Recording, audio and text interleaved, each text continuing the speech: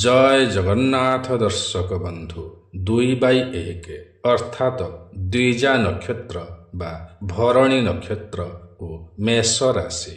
एही राशिर अधिपति ग्रह हेउछन्ति मंगल ग्रह एवं एही नक्षत्रर अधिपति ग्रह हेउछन्ति शुक्र ग्रह।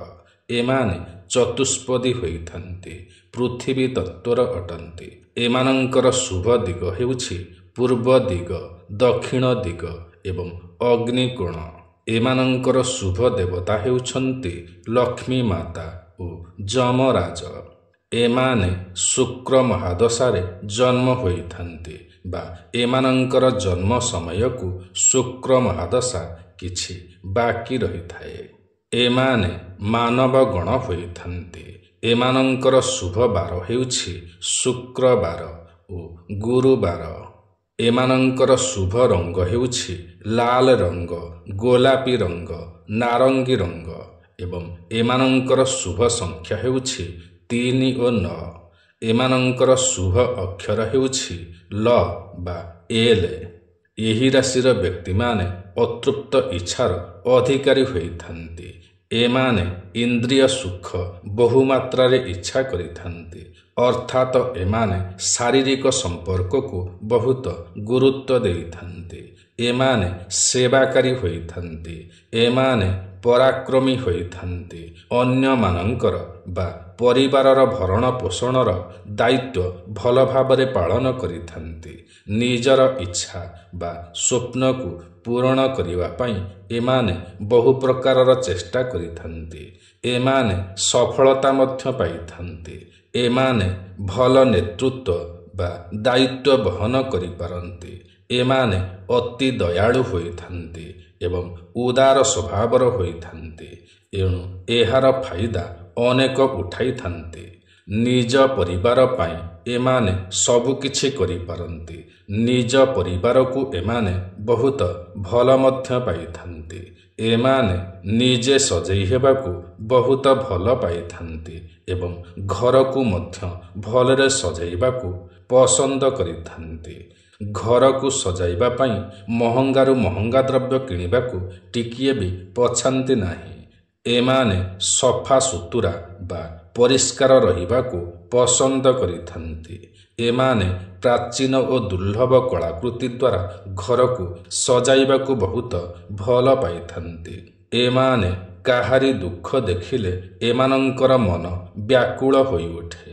एमाने अन्य मानंकु साहाय्य और सहयोग करिबाकू पछान्ति नाही।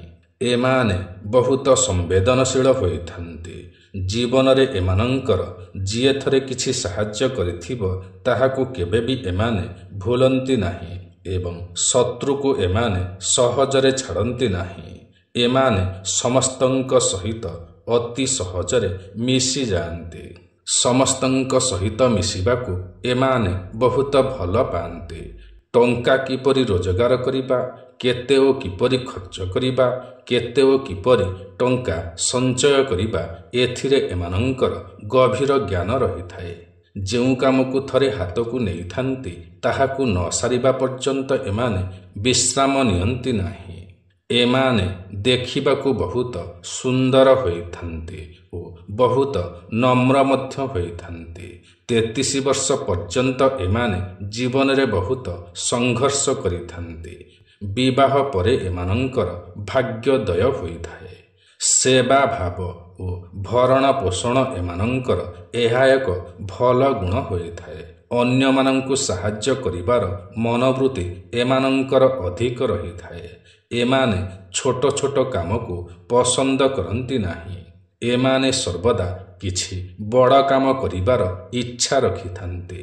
बड़ बड़ काम हाथ को नेइथान्ति ओ सेथिरे किपरि सफल हेबे एही प्रकारर चिंताधारा एमानंकर रहिथाए। एमाने विपरीत लिंग प्रति आकर्षित होइथान्ति। पुरुष होइथिले नारी प्रति ओ नारी होइथिले पुरुषंक प्रति आकर्षित होइथान्ति। एमाने निजर जीवन साथी को बहुत भल पाइथान्ति। एमाने भाग्यशाली होइथान्ति। एमाने बहुत सुंदर और गुणवान जीवन साथीटीए पाइथान्ति। ଏମାନଙ୍କର ବୈବାହିକ ଜୀବନ ବହୁତ ଭଲରେ ବିତିଥାଏ। ଏମାନେ ଭାବନା ପ୍ରିୟ ହୋଇଥାନ୍ତି ବା କଳ୍ପନା ପ୍ରିୟ ହୋଇଥାନ୍ତି। ଏମାନେ ଭାବୁକ ହୋଇଥାନ୍ତି।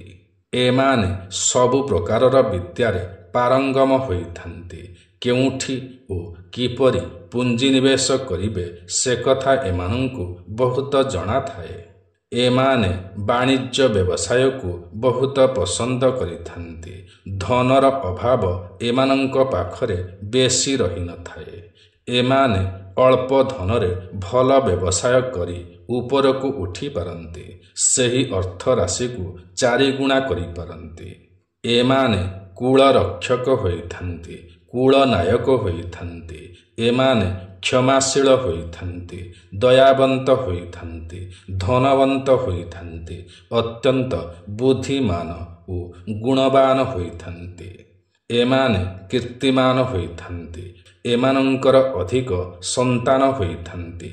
ଏମାନେ ସତ କହିବାକୁ ପସନ୍ଦ କରିଥାନ୍ତି। ଏମାନେ ପରୋପକାରୀ ହୋଇଥାନ୍ତି। ଏମାନେ କୃଷି କାର୍ଯ୍ୟରେ ନିପୁଣ ହୋଇଥାନ୍ତି। କାହାରି କାହାରି ମଧ୍ୟ ଦୁଇଟି ସ୍ତ୍ରୀ ହୋଇଥାନ୍ତି। ଏମାନେ କାମାତୁର ହୋଇଥାନ୍ତି, ରସିକ ହୋଇଥାନ୍ତି।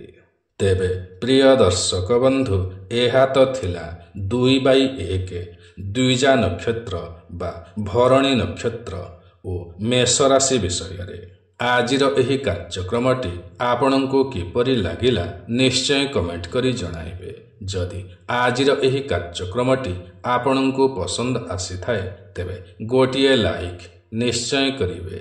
ଯଦି ଆପଣ ଆମର ଏହି ୟୁଟ୍ୟୁବ୍ ଚ୍ୟାନେଲ ଓଡ଼ିଆ ଜ୍ଞାନସାଗରରେ ନୂଆ ଅଟନ୍ତି ଓ ଏଯାଏଁ ସବସ୍କ୍ରାଇବ୍ କରିନାହାନ୍ତି ତ ତୁରନ୍ତ ସବସ୍କ୍ରାଇବ୍ କରିନିଅନ୍ତୁ।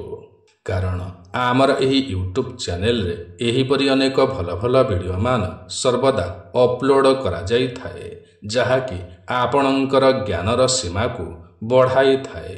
ତେବେ ଆଜି ପାଇଁ ଏତିକି। ପୁଣି ଦେଖା ହେବ ଆସନ୍ତା ନୂଆ ଏକ କାର୍ଯ୍ୟକ୍ରମରେ। ସେ ପର୍ଯ୍ୟନ୍ତ ଆମକୁ ବିଦାୟ ଦିଅନ୍ତୁ। ଜୟ ଜଗନ୍ନାଥ ଦର୍ଶକ ବନ୍ଧୁ।